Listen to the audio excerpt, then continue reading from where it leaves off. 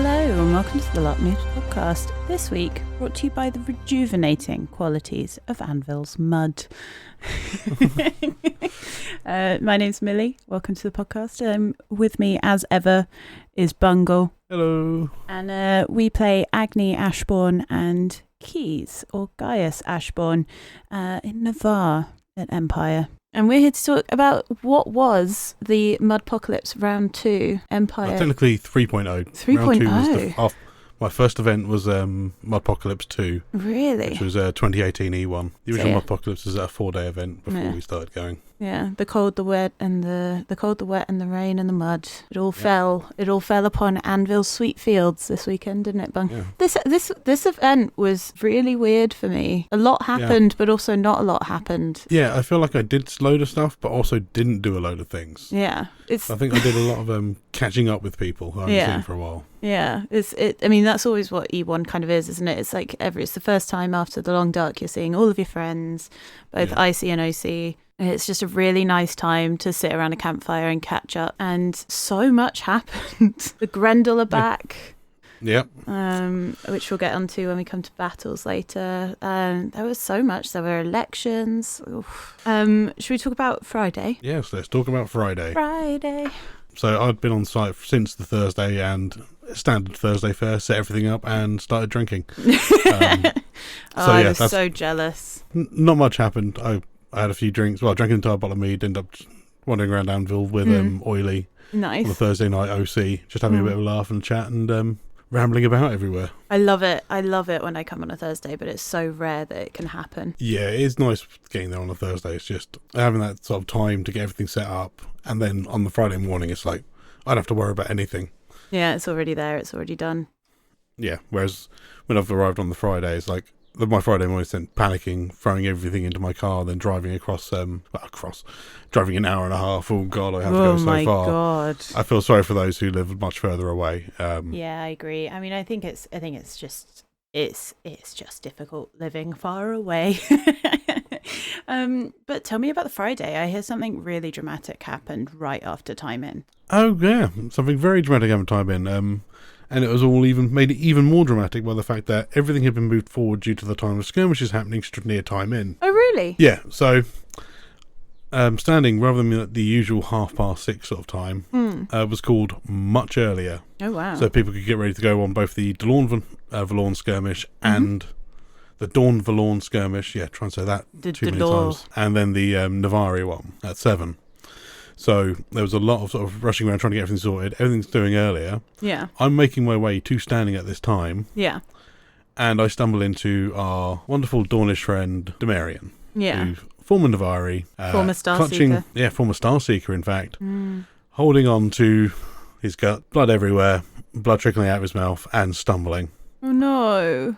So I grab hold of him and ask what the hell has happened. And, of course, he is mortally wounded. So you may remember from E4 when he turned up at our camp with traumatic wound. Now he's coming to me with another mortal wound. Yeah. Turns out he was supposed to be meeting the Navarre's Hammer at 6 o'clock at the gate, but because everything moved earlier, she wasn't able to meet him there. Yeah. So I find him. Say, right, we'll get you up to House Orzel. We'll take you there now. Take him all the way up to House Orzel, chat with the Lord, explain what's going on, and Demarian says, I'd rather be placed in the corpse glade and die in the woods. Yeah. Because he came to Dawn, but he truly is Navarre. Yeah. So then we bring him all the way back down to Navarre. We set him up on next to one of the trees, quite close to the EP campsite. And as I'm talking to him, he's like, he wants Anwen. Anwen. So standing still going on. So I literally run over to standing, tap her, grab her out of the circle for a moment and say, basically, Demarian's dying and he wants you there to speak, he wants to talk to you. Yeah. And it's like, I'm so sorry to do this during the middle of standing, everything's sort of being a bit fucked up. So then I go back to Demarian and explain what's going on. Then she comes running through and she's just like, I literally walked into the standing circle. The next person went, sorry, one of my close friends is dying. I have to leave. Wow. And basically comes over to us and we're there. The guy who plays the Dadrigor. So one of the egregores within Navarre comes up. We say what's the situation. Says, since he was once Navarre, I will recognise him, but the bond needs to be broken from Dawn. Oh, wow. We send Gellert running off to Dawn to get the Dornish egregores to bring them down. Woof. Do this. Yeah. And while we're waiting for that, we basically take him out of his Dornish coat, take the rose from him, give him a dagger, and put him in his Navarre cloak. Oh. So for a little bit of context, Damarian, formerly of the Entwine Paths and the Starseekers, which was my striding, he left us the end of about a year and a half ago. To be with, and it might be, I'll check with him before I edit this if it's okay to put it in. But he had a really good love story arc with one of the ladies of House Orzell, whose name I cannot remember. Who sadly died the same summit that they became betrothed to each other. It was like, I think it's the same time he did his test of metal, so he became a lord, therefore could officially be with, rather than being as a Yo-folk. Yeah, but then she then died, so that was so big rip. Yeah, it's always the way. And then he sort of stayed in House Orzell.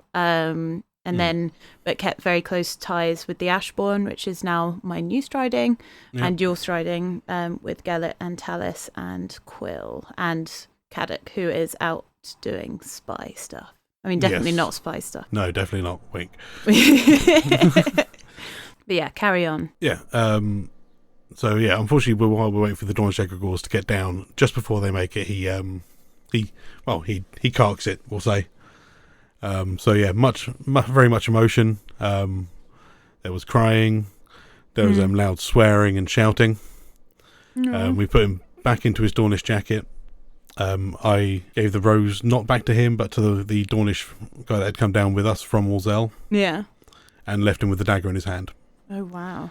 Basically, and then me and Gellert followed the Dornish egregores back to Dawn as they took him to House Orzell. Yeah. To lay him in rest.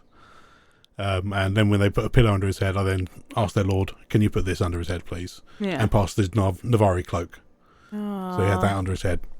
So yeah, and again, huge amount of emotion. Very first thing on a Friday evening. Yeah. Thanks, Angus. I love you, dude. Yeah. But he's just such good RP, and I was so gutted to miss it. But I find it really interesting how Navarre and Dawn do death. Yeah. Because the Corpse Glade in Navarre, correct me if I'm wrong, isn't that quite like a new icy to actually area? Have it as an icy area, it is quite new to have. It's been in the lore for ages, but we've never actually had a Corpse Glade, so to speak, in Anvil. Which is a little, I mean, it makes sense that we would have one IC because we go through that Sentinel Gate from Anvil. Yeah. Surely when Navarre camp, we should have a Corpse Glade nearby. Yeah. Because we're going to lose people. So is it that we lay people to rest and that's kind of like our burial ground, or is it something else? It's more, we use the Corpse Glade because once the soul's left the body, it's an empty shell. Nothing. Right. Yeah, it's in the labyrinth. The body is now just an empty vessel. So we place it in the Corpse Glade basically to return to the soil. Oh, okay. I think. Don't quote me on that. That's perhaps my own little sort of headcanon. It's like the soul's gone, there's nothing left of the body.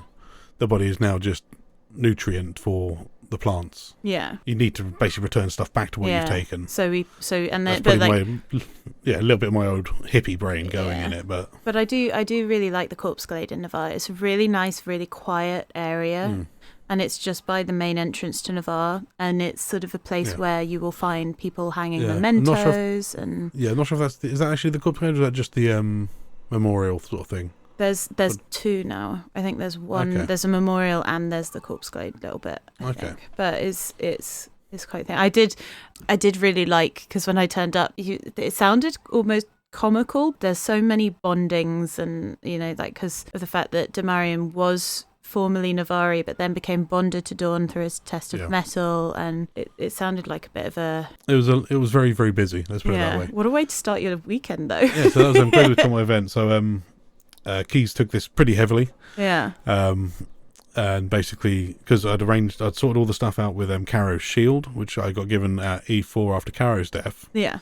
And I'd sorted out for that to be reforged as an Oaken Heart shield. Got it, and had it hallowed to courage. Yeah. And I was going to be presenting that at Fawns Council myself. Yeah.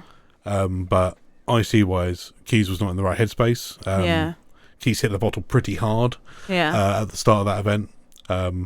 I did have a few drinks because, like I say, it was a very emotional moment. Yeah. But I IC hammed it up and was a little bit IC drunker than I was. Yeah.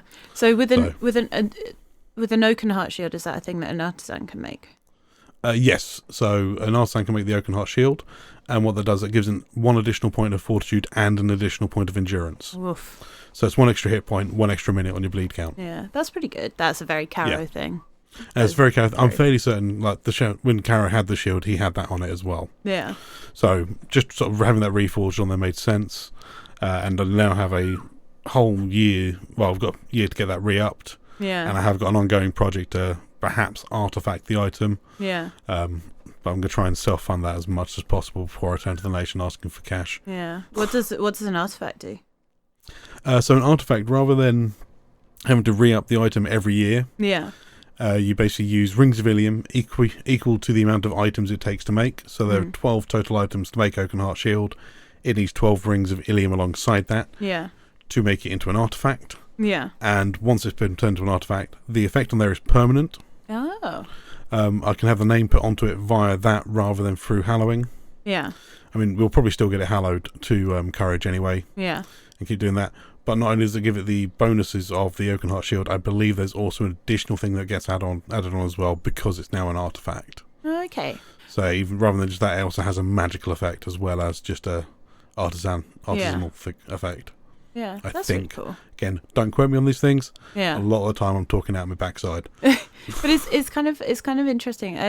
It's one of my favourite sort of mechanics in any LARP system is how you kind of have to do teamwork to get everything together. Yeah. So like you need an artisan to make the shield. You need an actual fizz rep of a shield, I'm guessing. And then you need the Ilium comes from... that is a Bourse resource. Yay, I've got to do with Bourse holders. Yeah, so you have to After Gellert absolutely lambasted them somewhere. Don't worry, people forget. Who's Gellert anyway? Exactly, he's no one now. But yeah, so then you have to go, if you want something hallowed, you have to find a priest to that specific virtue. And it's definitely interesting, I'd say the least. Yeah, because you're a priest of which virtue? I'm an ambition guide. Okay. Who did you... Guide, not a priest. Did you manage to... Did you manage to get a courage? Yes. Next door in the Embercast. Yeah. Not only do they have the Cardinal of Vigilance, they also have their own courage guide. Ah. So I literally grabbed hold of... I spoke to Kellen at the very thing of starting, asking, have you got a courage priest? Because OC, I touched base with James at the end of the last event, asking if they had a courage priest. And when I knew, okay, they do. Yeah. I'll now do an IC asking, have you guys got a courage priest? Nice. Would he be willing to do this? And then went and spoke to him, and bish bash bosh, got it sorted there and then. Yeah. And That's cool. he was able to get that done for us. And hats off for the best decision that PD have ever made with regards to being a guide and hallowing and things. They've now got a ref tent down at the bottom of the toilets in Dawn. Yeah. And doing anything where you just need to get a ref just to put something in a system. Yeah. And not having to go all the way across the field to God. Life-saving. Yeah. Absolute godsend. Yeah. Pardon the pun. Yeah. Should we talk about the fact that all of the admin side of God and the merchants alley had all moved as well?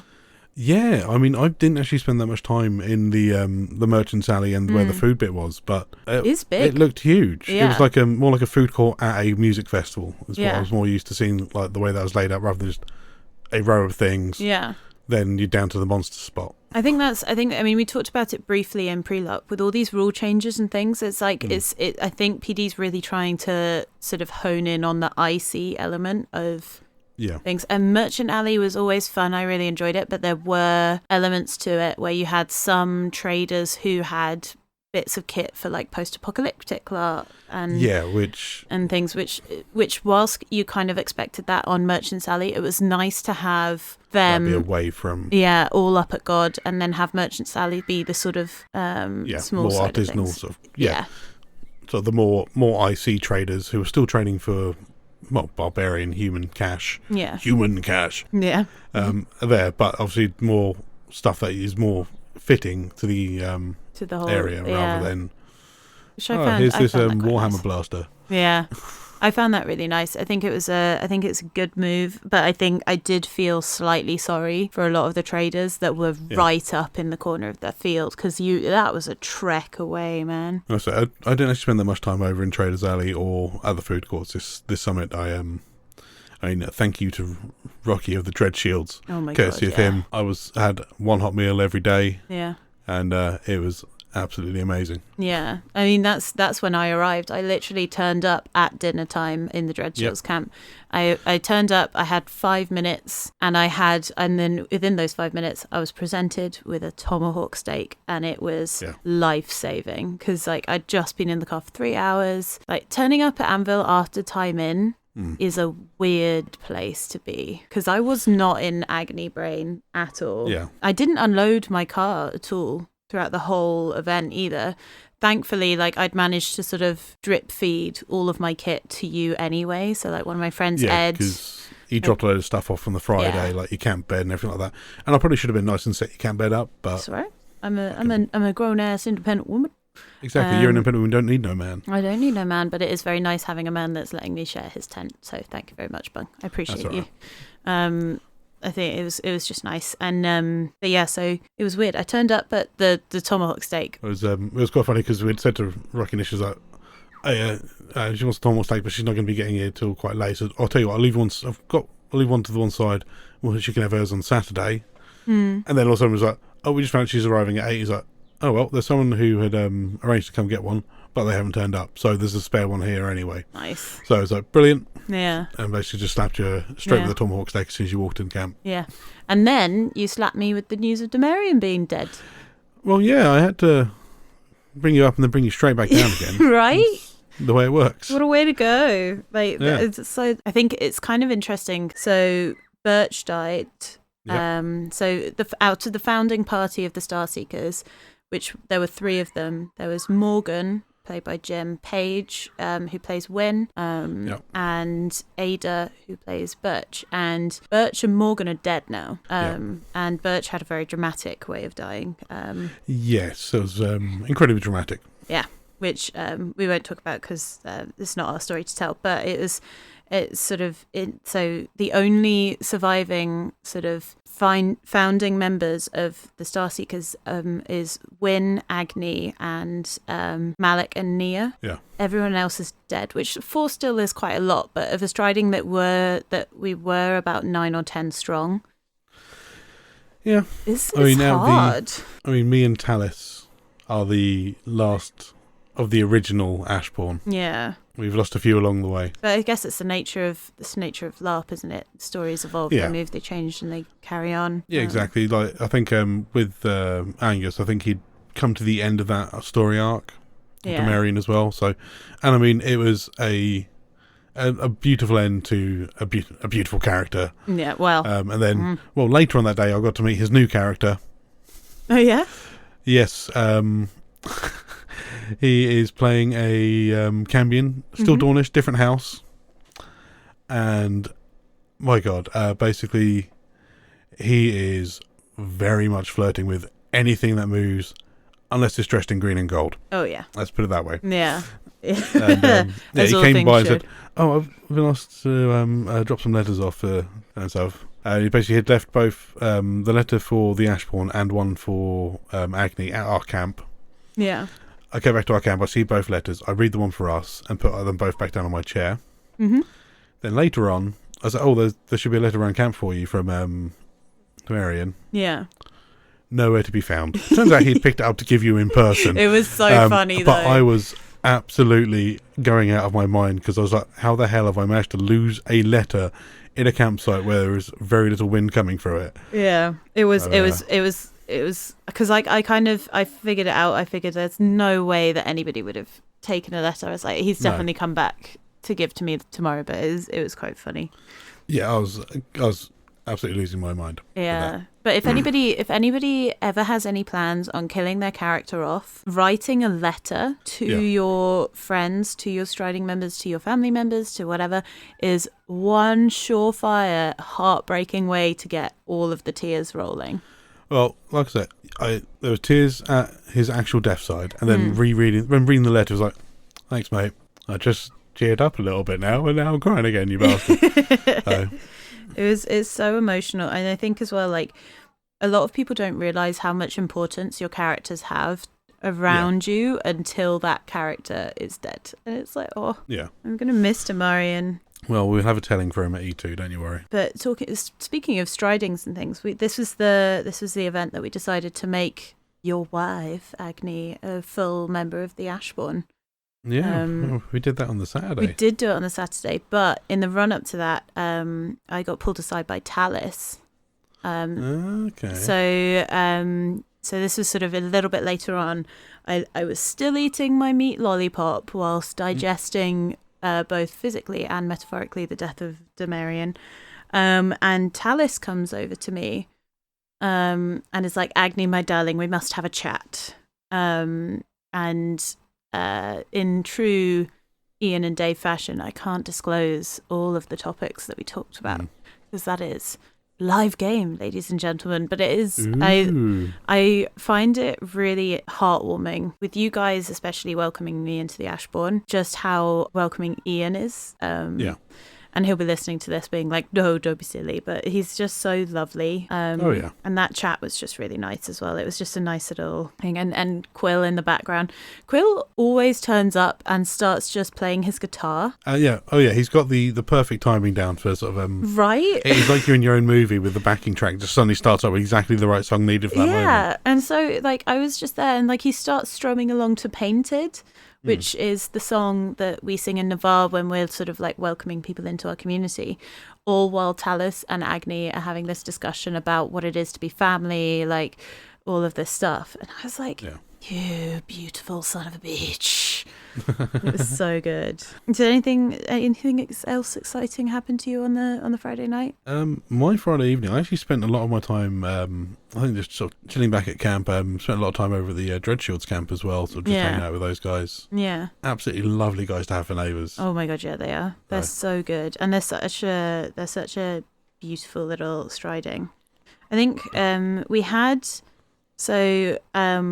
Gellert, who is at the time is our senator for Hakinia still, up for election on the Saturday. So he goes off to evening senate. All at which time I was like, I kind of just want to go to the league. Agni Icy spends all of her downtime, or used to spend her downtime in Sarvos in the libraries, sort of reading and studying. So I have quite a soft spot for the league. So I went over to go see the Reapers, as I always do. Ran into Uncle Nietzsche along the way as he was, and I managed to not like, so turned up at the Reapers camp and get the sort of constant berating of, who let the filthy Navari in here, like all that stuff. They're wonderful people in real life, so really nice. And I love that sort of leaguish banter of, you got out of bed and chose to wear that? Sort of things like, oh, don't be silly, she doesn't get out of bed at all. Navari don't have beds. And it's like quite funny. And I went to the Reapers and after going to the Reapers, I went down to Senate, and oh my God, what a Senate session. I turned up obviously a lot has gone on. Contextually, the treaty with the Grendel is over. So the Grendel have invaded and started war everywhere. Like Madruga, which is a part of the Brass Coast, is gone. Poor Kiara. Was it Kiara who was the senator for Madruga? Former throne candidate. Yeah, quite possibly. Bless them, because they lost the throne vote at E4 and then lost their senatorship for Madruga because it just didn't exist anymore. And then because of all of this, and because everybody was so excited about, I think, the coronation happening on the Saturday, everybody was just talking over everyone at the Senate session, and nobody was getting a word in edgeways. There were a load of Senate staff and things that were talking over people that were trying to get a word in edgeways. Yeah. And I mean, we'll talk about this more, I think, maybe on the Sunday, because Gellert and Agnew and a load of the senators did have a big chat about this both on the Sunday and on the Friday night. Yeah. But it's a terrifying place, Senate. I mean, you would know it more than I would because you proxied for Gellert a lot more. But I went for the ambassador to Jam back when, I don't know if it is still going as a. I don't think there is an ambassador there anymore because of all the stuff going on with the Commonwealth and whatnot and the Freedom Pact. Yeah. So. But it's a really daunting place for any player. And I commend people who sit in Senate and have imperial titles because it is terrifying. I went up for one position and I left there, and it's sort of my own personal thing as well, but it's like you leave Senate. I left it with my tail in between my legs, and I will not be going back in there unless it is in the viewing gallery. But yeah, the Senate session on the Friday night just reinforced that for me personally. Like, it was messy. Oh yeah, sometimes it can get quite chest puffy in there. Yeah, I don't think that's anything against anybody personally, because again, like it was everyone, but it was just like, woof. Yeah, a lot of icy feelings were going on that weekend, I believe. Yeah, it's just quite a lot. But yeah, so Senate finished. It was the shortest Senate session for one of the most intense ones. Magical. It was done in an hour. It was done in the time it was set for. Fuck me. I know, right? And I met up with Gellert and Leafy, who is the senator to Miaran, who is a brilliant senator. So the Navarre senators have this session. It's called Senators Question Time. And they go up to the Drunken Goose in Navarre and have a few drinks, and they meet their constituents and they talk about various different issues. It's kind of like a place. It's like office hours. Yeah. So it's, I think we mentioned it previously, where basically it is virtually impossible to find a senator when you're looking for them. Yeah. So they set a time, basically like, we will be here at this time. Yeah. After Senate on a Friday, we'll be at the Drunken Goose having a couple of drinks. Yeah. Feel free to come talk to us then. Yeah. And so I remember I may or may not have been a few meads down at this point. Mm-hmm. And this was sort of a start to a sort of bar crawly evening that we had. And I don't remember. It's like, obviously Gellert and Agnew and Leafy were all talking about the various different conditions of Senate at the time. And then I just started having staring contests, like really intense staring contests with Leafy. That man can stare. Yeah, I think I saw later on in the weekend, the two of you just started again. It was like, in fact, I believe it was standing on the Saturday. Yeah. So now whenever Agnew sees Leafy, staring contest, if anybody wants to come up and battle me in a battle of stare, feel free to. I am rubbish. Yeah. Like, I don't know why I do this when I'm drunk. It just happens. Yeah. It's like the Thumb Wars at Reaper's Rest. Oh my God, yeah. But the Thumb Wars is so fun. You made money on that. You can make money doing anything in Anvil. But Thumb Wars, staring contests, anything. And I am passable at Thumb Wars, and it is the only war that I will ever go to. So I didn't go to Senate, I didn't go to the question time. I just sort of bummed about on this Friday evening. It's like I say, I was just my brain was still sort of pootling about. Brain was still sort of on the death of Demarian, so I was a little bit just relax and drink with in camp and stuff. Well, say in camp in the Dread Shield Fawnborn camp next door. Because I think that was the end of my Friday. Yeah, because we sort of just did a little bit of walking around. We ran into Nico from the Reapers, and is it Valentine who works at Umbar's Umbar? Yes, Osiv, I think. I don't know what that IC name is. I know her as Darling. Oh yeah. So it's how we greet each other, just by saying darling to each other, and then that's it. So ran into Nico at Umbar's Umbar, Festival of the Reaper on the Saturday. So obviously he's prepping for that, and oh my God, Nico is getting too powerful. Like, did he tell you all of the things that he can do now? No. So Nico is now seeing spirits and talking to ghosts. And he's just there like, I love the way that Nick plays Nico, because he's just sort of there like, yeah, this is happening. Don't know why it's happening. Just going to go with it. And so me and Gellert are just like, you can see ghosts. You're seeing spirits. What the hell is going on, man? And he's just there like, yeah, sure. Which I think is it's really fun. I'm really excited to see if Nick goes anywhere with that. I'm kind of imagining Phoenix from the X-Men, like the big, like OP. Yeah, Dark Phoenix. Oh yeah, that would be really fun. That was my Friday. We just went and we drank the night away, and I think I turned up back at the tent at like 1:30. Oh no, was I already in bed? I'm not sure. But either way, I turned up 1:30, plonked my head down, and that was the end of it. I think I went to bed about probably about midnight, 1:00 on the Friday night. Yeah, it was up till about 4 on the Thursday night, and woke up at 6:00, as is my body has a tendency to. So yeah, around about 2 hours sleep on Thursday night. So yeah, I got a little bit more on a Friday night, but not much more. I think I'm all. I don't think I could do the 4 a.m.s. I'm not an Ian, and I'm not a. No, I don't think I really should. I was amazed I made it as late as I did on Friday night after how late I was up on Thursday. Well, Thursday night was we ended up drinking down with Hefty Steve. Oh, nice. Down in his camp down in Wintermark. So I've been there for a bit. Joe was also there. Nice. Of the Reapers. This way he had enough mead to basically bring Ambrose out. Oh. Yeah. Amazing. Yeah, that was very fun Thursday. But yeah. That's probably also why Friday was a little bit more quietly social for me, because tired and got quite heavily inebriated. So Saturday, you wake up and Navarre are monstering. Yep.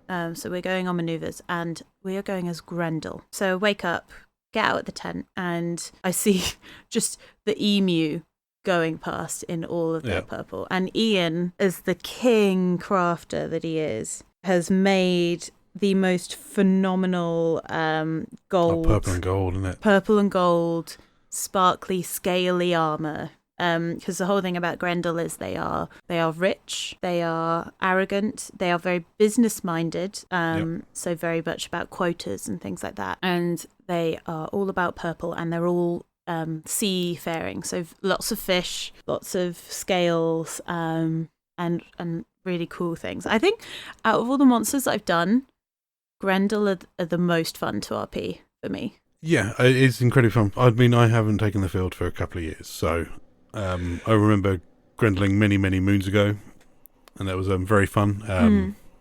A few people may remember the Lickers being the unit that we came up with while we were Grendel, and yeah, it was a little bit ridiculous. Yeah, but we had a lot of fun playing them. Yeah, but I've started going to because of my anxiety. I want to start doing more frontline stuff when I'm monstering. But I tend to go low comm, and so me and my friend Ed, we kind of went down to low comm together, and again there was a bit of a communication mishap because the low comms have been put in one area, but the unit commander of the low comms, who are great people, by the way, like I love them. I think it's Tom and I can't remember their name, but they were the face of the BBC video. They're a person that does all of the low comm briefings. Really good, really friendly, very informative. It was a really good brief. We knew exactly what we were doing. We knew how to RP as physicians, and we were kind of like, the whole thing about Grendel is if somebody comes to you and they've still got half of their hit points, they haven't been trying hard enough. So you send them back, and they come back to you when they're actually dying. It was really good fun. So there was a bit of a miscommunication. The monstering side of things, I think we were quite slow to deploy, because like all of the non-coms and the low coms had got onto the field, and then all of our field commanders were like, pick a unit, get in the unit. And so Dave was out being an archer, and so Ed and I decided to attach ourselves onto the archer block, which meant that we were arrow retrievers. Yay! Which I had so much fun being. Like, I basically played it like I was a golden retriever, and just like I'd see the foray of arrows coming in and I go, "Ooh, arrow," and then just sprint off into the front lines and then grab an arrow. Very important to weapons check the arrow before you hand it to anyone, which I did do, and then you carry on your way. And it was so much fun. We did get a little bit, there were some monsters, there were some crabs out there. Ooh. So that was fun. I mean, they were sort of like lobstery things, but they had working pincers. Yeah, I think I've seen them in the past when we fought as Grendel.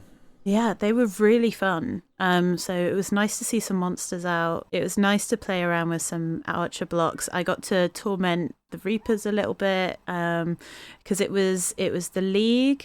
So we were monstering, but the people who were taking the field was the League. You had Dawn.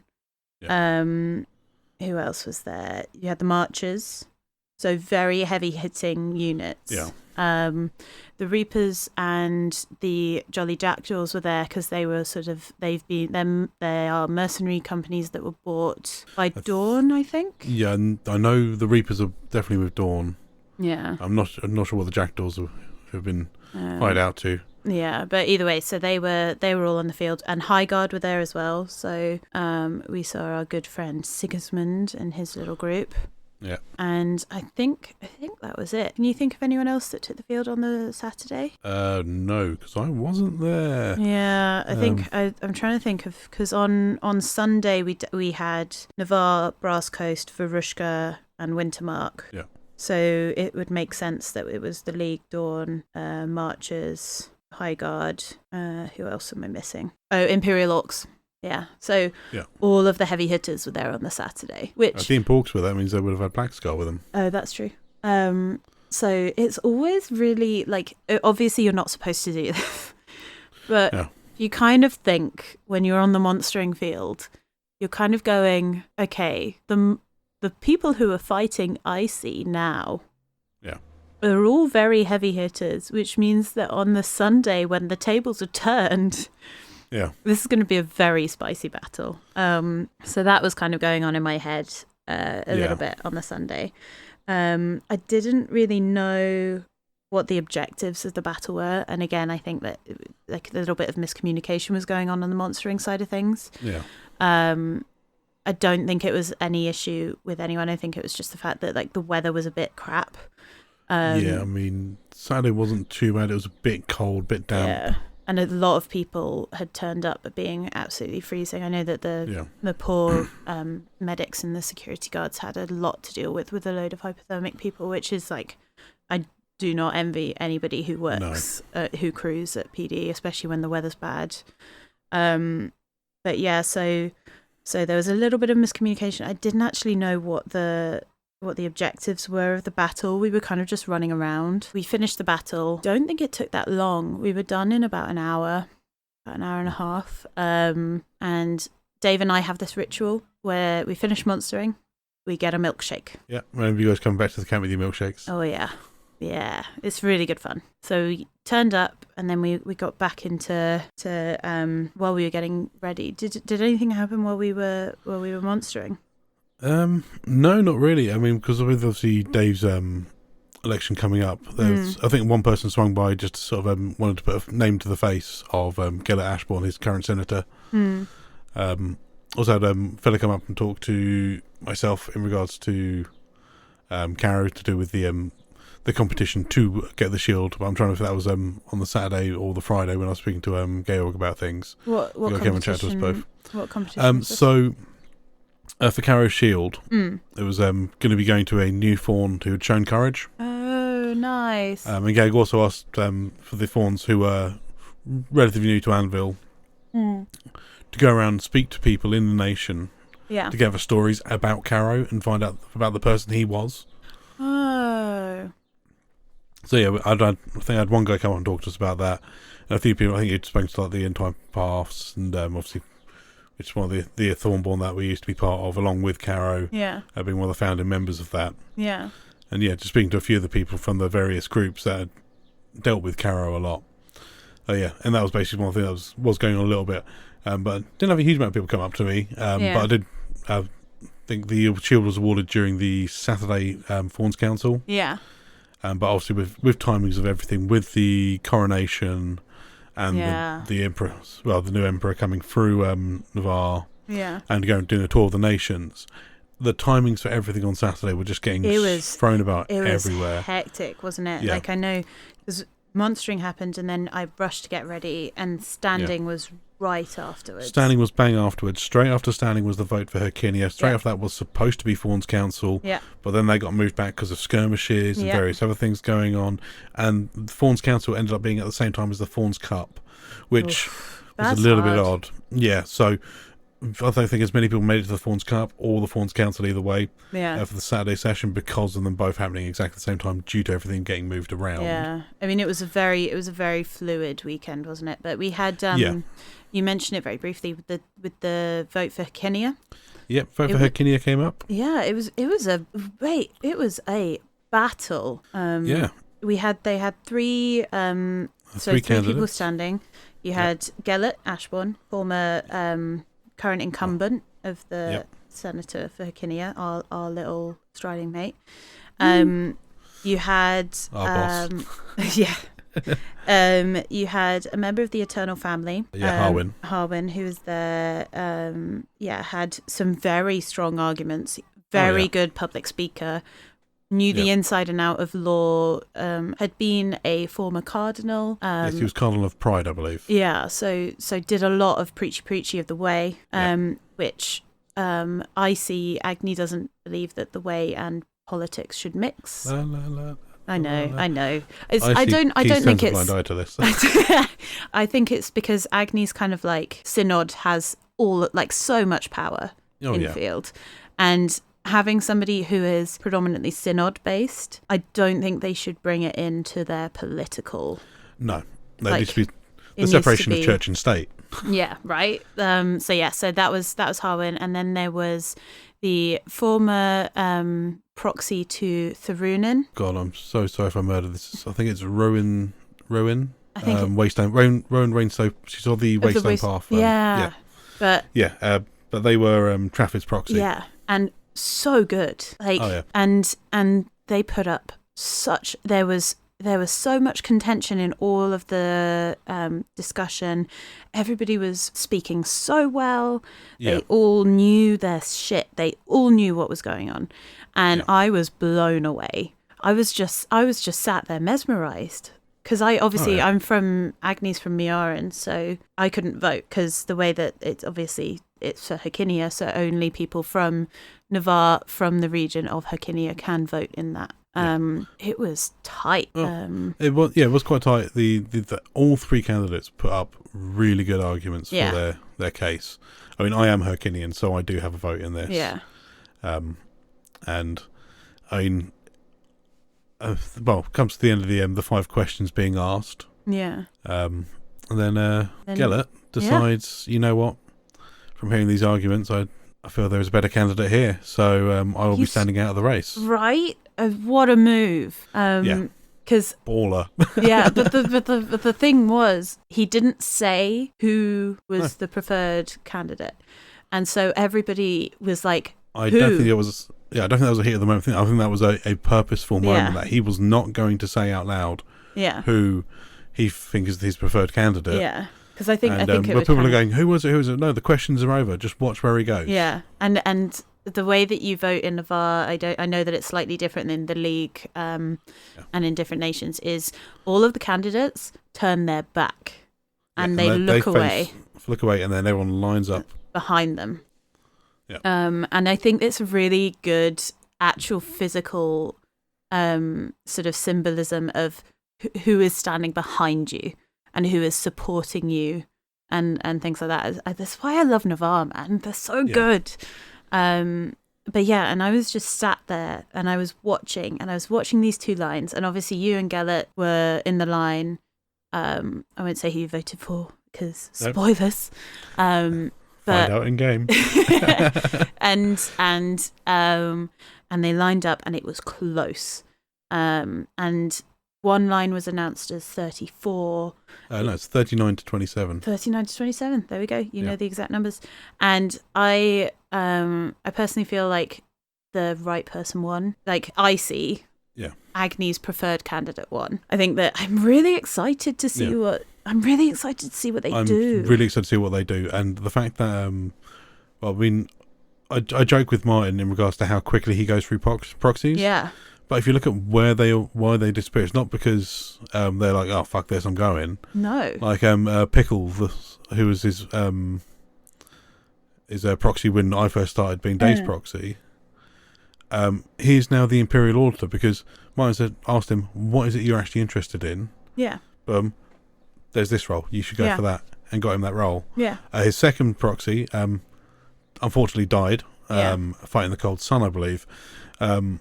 But the reincarnation of that character has gone on to looking to getting into another Imperial role that person's actually interested in. Yeah. And again, that's been with Martin sort of helping him from behind. I mean, Martin is such a credit to Navarre and Empire as a whole. And Trafford, who's the person that they play, is so good.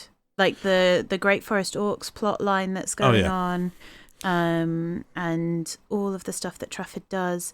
I'm kind of tempted to move out to the Runen. I mean, Leafy is a great senator as well.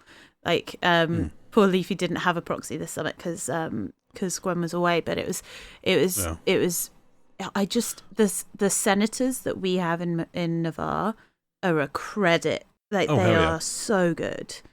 I see Trafford, fingers in every pie. He's a puppet master. That's like one of my own personal sort of headcanons. It's a little bit jokey, a little bit seriously from Keith, but like I say, Martin and Trafford, the character he plays, are both amazing people. Both I know. Yeah. OC and IC, if I have anything I want to ask about, they will always have time. Yeah. To answer. I mean, when he's Trafford, try finding him. Yeah.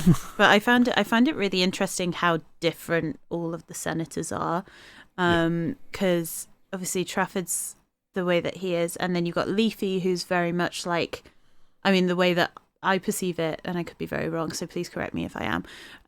But the way that I see Leafy working is very like logistical, and very logistics based, but then also has very in-depth knowledge of everything that's going on in Anvil. And you kind of have to as a senator, because obviously you're in the Senate, you have to read all of the winds, you have to know what's going on, and talk to your constituents. And then you had Gellert, who was very much like a no-nonsense actions man. Yeah. And it was really interesting seeing all three of them together with their dynamic. I'm so excited to see what this new dynamic's going to be like. Yeah, it's going to be really interesting to do. It's going to be good to follow their career. Yeah. See how they get on. Yeah. And I mean, let's say they've worked on the Trafford, and Trafford is going to have taught them everything that he knows. So yeah. But yeah, so that was, and then obviously that means that all three of us, or the Gellert and Gaius Agni trio, were disbanded. We're free. Oh no, we're not disbanded. We're free to do whatever we want. And I think there was that moment after that vote, we were all just like looking at each other and sort of like, what next? What next? It's like, you know what? And I think Gellert said it to someone later in the day. He was just like, I've made an oath that I am not doing anything for the rest of this event now, because I've been rushed off my arse for the past year, every event, doing things. Now I'm just, this event, gone. I'm just kicking back. Yeah. I'm relaxing, enjoying my early retirement. Yeah. I will say the one thing that I did do after standing and the vote was Malik, who is a member of the Starseekers and member of the Entwined Paths, was going on a skirmish, which was 70 people strong. I think it was Dax, who was one of, like, such a good fighter. Oh, yeah. Who was leading it. It was for one of the members of the Entwined Paths who's got a ministry. It was one of the defend the harbour from the Grendel, wasn't it? And it was a 70 people strong skirmish. Jesus. Right? Skirmishes, they're small numbers, people tend to go in, go out, and things like that. With the fact that it was such a large thing, it kind of was quite good because it meant that they had some fighters from the marches, some fighters from Dawn. But because Agni is quite close with Malik, who's striding member, I gave them 5 sovereign specifics. That's fair. I don't know how much they're worth. A lot. Quite a lot, I hear. Yeah, it's the potion that takes the most herbs, and I think one of those was probably mine. No, I still have yours. No, I used to have one. That's Agni's personal one. Yeah, I gave that to keep you alive, not Gellert. Yeah. So I gave them a load of sovereign specifics to make sure that all of the members of the Starseekers came home. Yeah. Because Lord knows Agni did not need any more heartbreak this this event. And we came back to the tent and to our little Ashbourne camp. And what did we do next, Bung? Oh, what did we do next? Well, we swore Agni into our riding. Yeah, it was so nice. Yeah, so we obviously have our traditions. We do our little talky talks, sing your praises, welcome you into our fold. Yeah, and yet again, Quill's there, guitar out. It started at the perfect time as well. Yeah, it was kind of like because I was sat down. And we made eye contact, and it was like that thing of Agni. And I was like, oh no, he's using his serious tone of voice. This is happening. And it was so nice because it was you were looking directly at me, and we were bordered by, there was Quill behind you, and then you had Gellert and Talis on either side of me, and it was like I was surrounded by my family. Yeah. It was so nice. But how did you come up with the whole swearing in service for the Ashbourne? The word seat of my pants. A lot of the stuff I do is off the top of my head. So like every telling I've done, I've not done a single bit of forward planning. You are so good at it, though. These sort of things like that. I mean, when I was doing the intros and outros with Dave originally for the podcast, the first load we did is we have a basic outline and just improv'd it. Then we started getting the scripted stuff and doing like that. Depending on the situation, some things deserve a script, some things are better improv'd. Yeah. And I think I need to do some writing down of stuff to do for my guide stuff, because that ideally needs a bit more of a body to it. It needs to be a certain amount of time for the ritual. Yeah. Whereas stuff like the swearing in and things like that, it doesn't matter if there's slight changes each time, because for each person it's slightly different anyway. Yeah. And I mean, so we go through that, and it's like I say, it's just literally I just go into a certain mindset and just channel my inner keys or Gaius, and just let it flow. Yeah. And just think of stuff. The words of the Ashbourne are so beautiful. From ashes we rise, from sorrows we grow. That has been the Striding's motto since the onset. Yeah. It's got the terminology burn bright, which is the more virtuous you are, the brighter you will burn and glide your way through the labyrinth. Yeah. Oh, so good. So, it's so nice. It's another thing that I really like about Anvil is the fact that everybody fleshes out their families so much. Oh yeah, it's stuff you're never going to get asked in regular chat. Yeah. But there's let's say, I mean, hats off to Ian, came up with a lot of the backstory for the Ashbourne. I mean, he is an amazing creative. Like, I've had him as a DM for years. Yeah. And my God, so absolutely amazing world building and character building and things like that. So there's so much backstory on everything. I mean, I'm certain I've known Talis since we started coming to E1.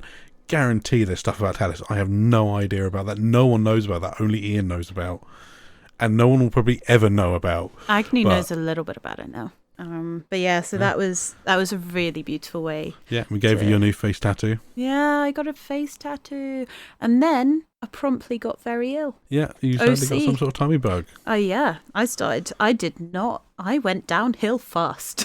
Oh God, yeah. You look really pig's up. You want to go to bed? Yeah. Yeah. I was like, I hate the word. I was pitiful. And it was so funny watching you and Dave try and look after OC Millie.